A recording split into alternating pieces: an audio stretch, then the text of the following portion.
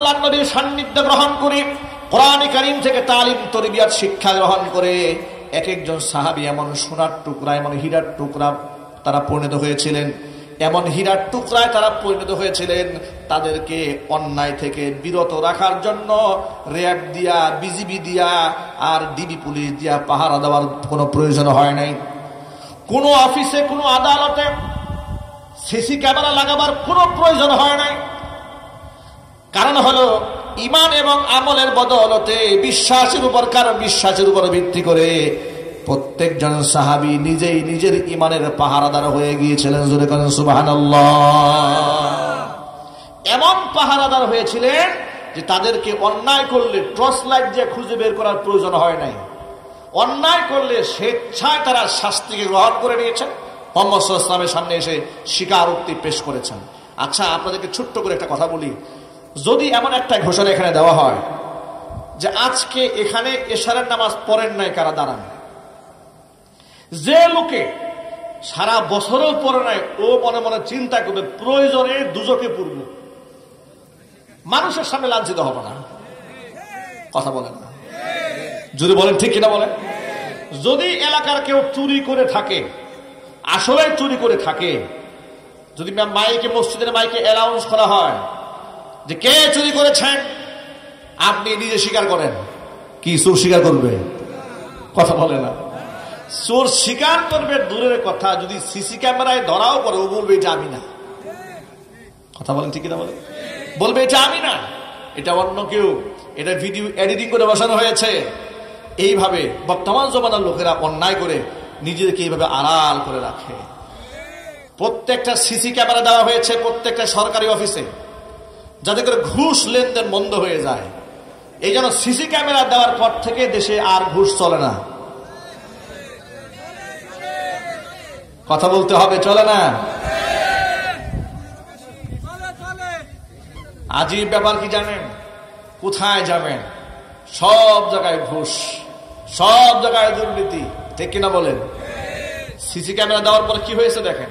CC camera দেওয়ার ফলে যে কাজটা হয়েছে, ঘুষের লেনদেন এখন আর সিসি ক্যামেরার নিচে হয় না।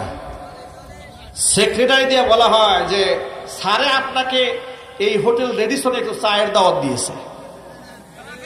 কথা বলতে হবে, ঠিক কিনা বলে। স্যার তো আপনার খুব মহব্বত করে, স্যার আপনার খুব ভালোবাসে, আপনি যে ফাইলটা নিয়ে আসছেন কোনো টেনশন করবেন না, স্যার তো আপনার দেখেই পছন্দ করে ফেলছেন। স্যার আপনাকে একটু 5 স্টার দাওয়াত দিয়েছে, একটু কফি খাবে আপনার সাথে বসে। কথা বলেন ঠিক কিনা বলেন। এই হচ্ছে অবস্থা। কিন্তু এখানে চুরি হয়, জেনা হয়, বদমাশি হয়, খুন হয়, ধর্ষণ হয়, সেগুলাকে সহজে ধরা যায় না। ফরিদপুর মধুখালীতে নির্মাণ শ্রমিক দুজন ব্যক্তিকে যারা নির্মমভাবে হত্যা করেছে, তাদের ভিডিও ফুটেজ এখন পুরা দেশবাসীর হাতে আছে। যে চেয়ারম্যান সাহেবের নেতৃত্বে এই নিরীহ দুটা মানুষকে পিটিয়ে হত্যা করা হয়েছে, সেই চেয়ারম্যানটার ফুটেজও আছে। এখন চেয়ারম্যান সাহেব উদাও হয়ে গেছে। উদাও হয়ে যাওয়ার পরে সেখানকার ডিসি সাহেবের পক্ষ থেকে টেলিভিশনে প্রচার করা হয়েছে এবং বিভিন্ন পত্র পত্রিকায় এটা নেওয়ার নিউজ দেওয়া হয়েছে। এই চেয়ারম্যান এবং মেম্বার যাদের নেতৃত্বে দুজন মানুষকে খুন করা হয়েছে, এদেরকে ধরিয়ে দিতে পারলে পুরস্কার দেওয়া হবে। আমরাও সরকারের কাছে সবিনয় আবেদন জানাই, অমুসলিম ধর্মাবলম্বী যারা আমাদের দেশে বসবাস করছে, এই দেশে, তারা আমাদের শত্রু নয়। কথা বলেন ঠিক কিনা। আমরা শান্তিতে বিশ্বাসী। আমাদের এই মাহফিলেও অমুসলিম আছে না নাই? চিল্লায় বলেন আছে না নাই? আছে। হিন্দু সম্প্রদায়ের সাথে এদেশের মুসলমানদের বিরোধ নাই, কিন্তু একটা গোষ্ঠী চাচ্ছে এই বিরোধটা লাগাই দিতে। কথা বলেন ঠিক কিনা বলেন। একটা গোষ্ঠী চাচ্ছে বিরোধ লাগাতে। সরকার কাছে সবিনয় অনুরোধ থাকবে, ফরিদপুর মধুখালীতে যে চেয়ারম্যান এবং মেম্বারের নেতৃত্বে দুজন মুসলিমকে সন্ত্রাসী কায়দায় হত্যা করা হয়েছে, এর সুষ্ঠু বিচার আমরা দেখতে চাই। এই চেয়ারম্যান সাহেব যেখানেই পালিয়ে যাক না কেন, প্রশাসনের সদিচ্ছা যদি থাকে 32 হাত মাটির নিচে পালালেও তাকে গ্রেফতার করা সম্ভব। প্রশাসনের মধ্যে আমাদের অনেক ইমানদার ভাই আছে, তাদেরকে বলবো আপনাদের প্রতি আমাদের শ্রদ্ধা আছে, সম্মান বোধ আছে, আপনারা মেহেরবানি করে কাজটা করবেন। যদি কাজটা না করা হয়, আপনাদের প্রতি মানুষের আস্থা নষ্ট হয়ে যাবে, বিশ্বাস ভঙ্গ হয়ে যাবে।